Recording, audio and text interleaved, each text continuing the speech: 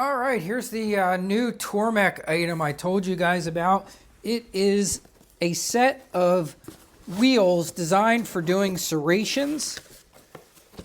It is a 2-wheel set. It's from Slipkniven. There's the website. You can see right on here where you can go if you're interested in these. This comes as a 2-wheel set. So you have one aggressive wheel that's 160 grit, and then we have a finer wheel over there.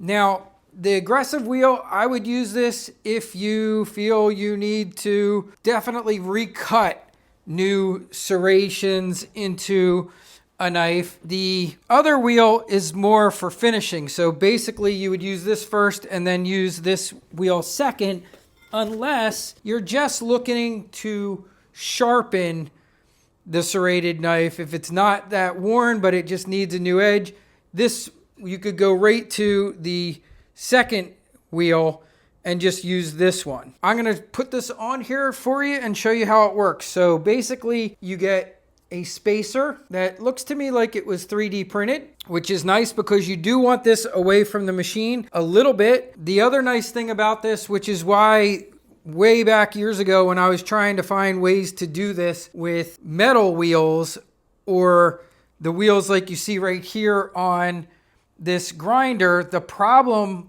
was this was below the handle and I couldn't touch it. So you literally did need that 10-inch wheel to have the height to be able to do the serration. They say you can run these wet or dry, doesn't matter.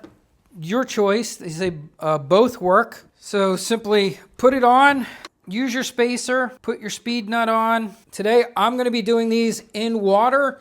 They do say you don't have to. They said it can be used dry or wet. What they say on the website, because it's a regular type of stone, I prefer to use it wet. What other things do you have to consider? Well, the other thing is, because it's a serration, I highly recommend that you do this edge trailing. So you're gonna need a front vertical mount, or you're gonna need the, is it MB102, I believe it is, which is a combination front vertical mount and a way that you can grind on the side of a wheel. So you wanna pick up either one of those. I have a front vertical mount from years ago. The company that is now making this particular wheel, I'm pretty sure I will double check it when I do the final release of this video, but I'm pretty sure they're also selling front vertical mounts. Keep in mind the Tormek MB, I believe I have the number right, 102. If I'm wrong, but I'll check that too. I'll put a link into it. Is probably a better way to go because you're getting two tools in one. It's the same piece that is used for doing chisels and grinding on the side of the wheel.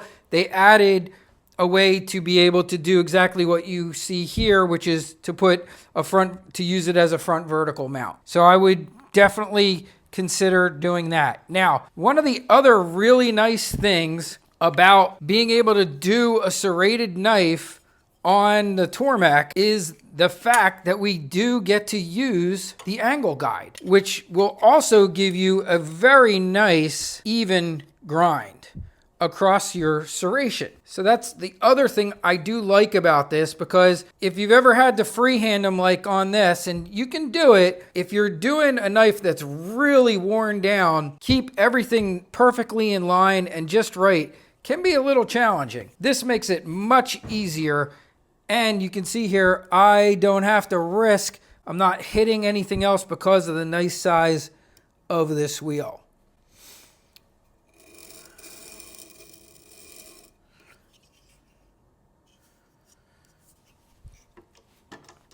So the next thing would be just adjusting your serration to where you want it. And I would just recommend basically doing like we do with anything else. We want to get in here and see where it is grinding.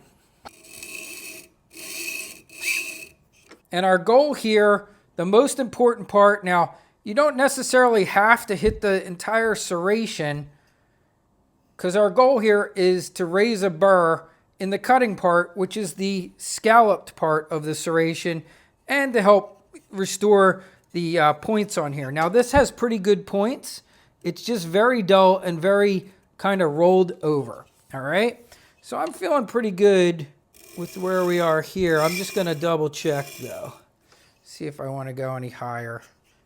And that's the one thing I find with serrated knives. Typically the angle can be significantly higher than you expect it to be. They are often quite high. And I think I was too low there on those. Yeah, this is looking probably better to me. Let's take a look here again. All right, so let's go with that. I'm feeling pretty good about that.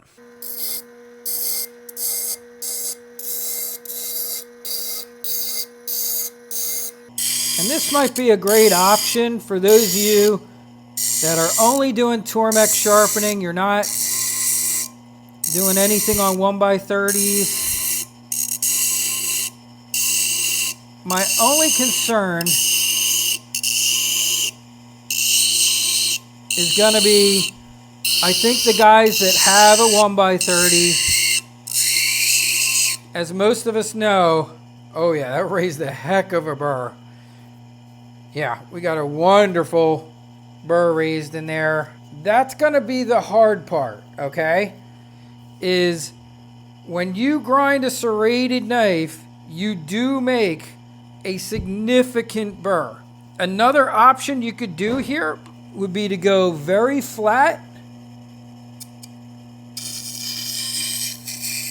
across that flat side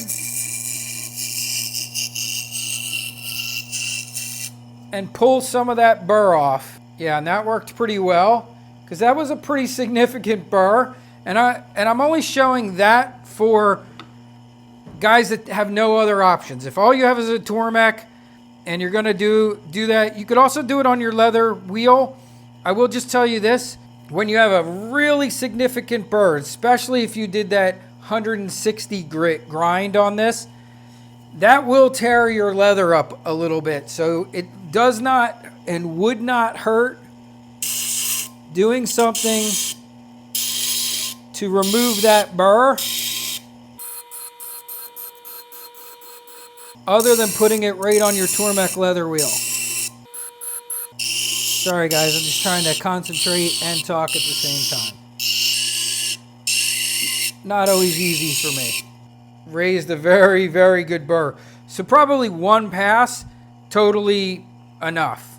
Now, I will show you on the leather here. Let's see if that'll even get it off.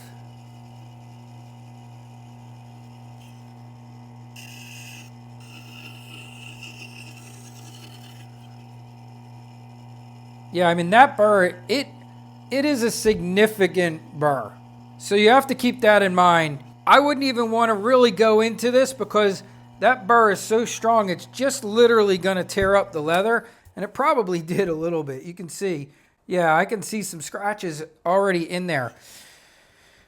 I would recommend a couple other options, you know, that you could do. You could simply, if you had a flat stone, you could pull this like they do with a Japanese knife, deburring it, pull it across a high grit flat stone would be one that would work. In fact, I think you're gonna really reduce the life of your leather wheel if you try and do that deburring there.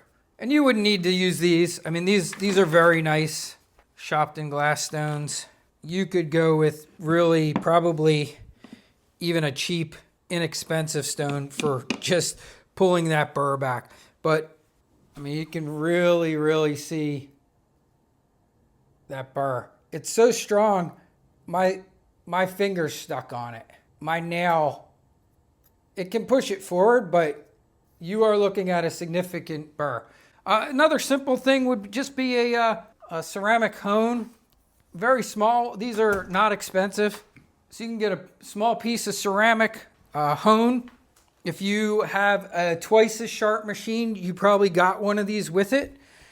But what you want to do is push that burr all the way back up. The other way that I would think would be really well received would be just simply doing this, going up on a nice Japanese stone and just pulling back. And now you'll see, I can see that burr is all pushed to the inside. And now what I would simply do, a Dremel tool will do it. This is kind of one of those reasons why I feel that every shop benefits from having even a cheapo 1x30, because you can just use that for just so many things.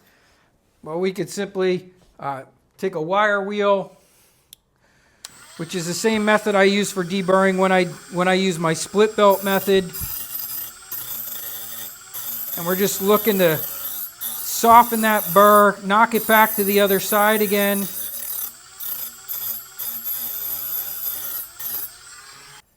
Yeah, and it's still on the other side.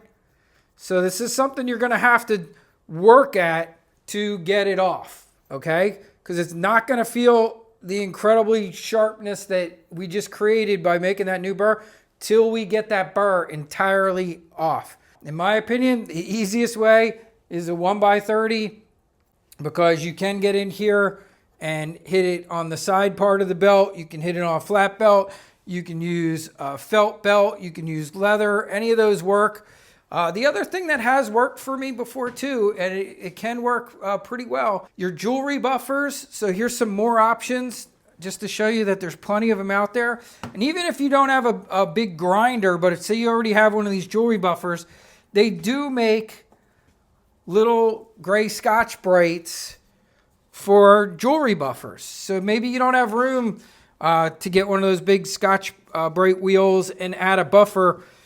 You know, if you follow Cliff, who's got a bunch of them, he uses them a lot. But you probably got, if you're already using a jewelry buffer, you definitely can get some of these. And this is a great way to do it. Okay, you could come in here, but this would be another option. Would be to come right in there like that. And if you have to keep pulling that burr out, you could also hit it nice and flat on that Scotch-Brite. Yeah, and that's working really fast. It doesn't take a whole lot. Yeah, it's kind of going back and forth, and it's just one of those things you're going to have to work at a little bit to get that burr off. If all you have is a Tormek, these are other little options that maybe you have that you can look to, because the Tormek leather wheel isn't going to get it done. I can tell you that for sure. You're going to want to use something else. Another thing that has worked for me often too is one of the lower grit Radial Discs. So this is the 200. You could even go a little lower, but even this will work. You could get right in there with the Radial Disc. I'll do the flat sides on these too. And these have always been very effective. Yeah, so that's working well. I see a couple tiny little pieces left. Not bad. And some of it will come off over time. And this is kind of the method that I would probably be looking to, maybe the Scotch-Brite in here, because I'm going to polish this up anyway, which is part of my normal process. So I would probably sharpen it, and then I would just come over here, start removing my normal oxidation, and just make sure I'm hitting those scallops. Let me try and get you in a little closer. You can see this knife's got all this kind of ugly oxidation and stuff. I'm going to take that off anyway as part of my cleaning up process. But then I'm going to get in and I'm going to go right down that scallop. And if I find there's a lot hanging out on the other side, I can touch that other side too. Just keep this side as flat as you can. You know, and then I just get in there. I'm going to clean this whole knife up. Look at all that oxidation coming off, and see, it didn't remove the branding. It's just basically taking off that ugly oxidation we see there. Here's the 400 right next to it. Same thing. If you use a good angle, you're not going to dull it at all. You actually might even sharpen it more, as that removes any burr that might be left there.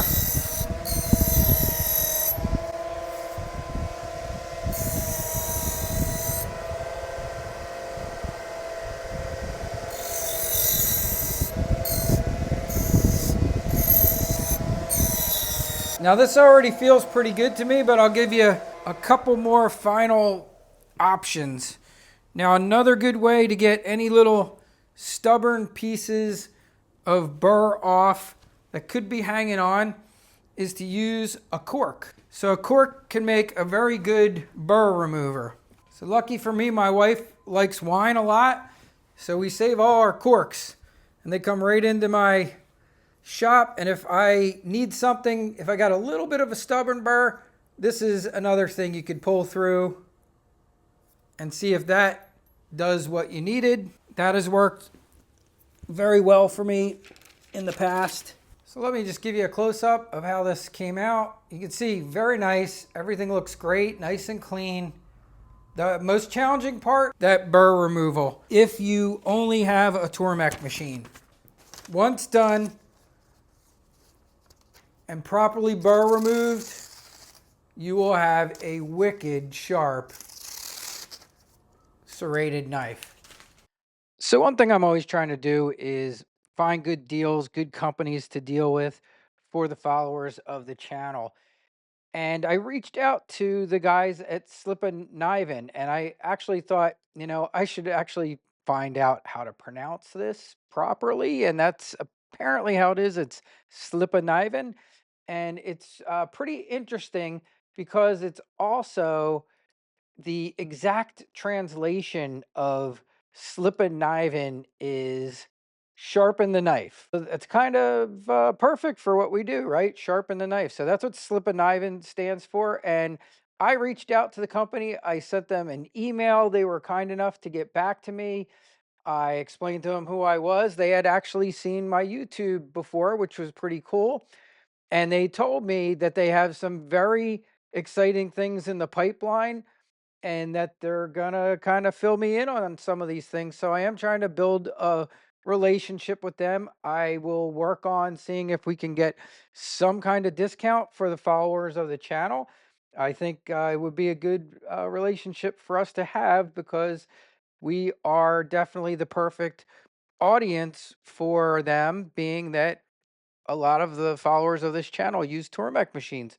So let's go take a quick look at their website. They have a 100% satisfaction guarantee. I can tell you from personal experience, they are very fast with their shipping, very much committed to getting you your stuff quickly. And I was shocked, considering that they're in Sweden, how quickly my stuff arrived. All right, so here you can see the new grinding wheels for doing serrations, and it looks like they're in stock, so that's good news.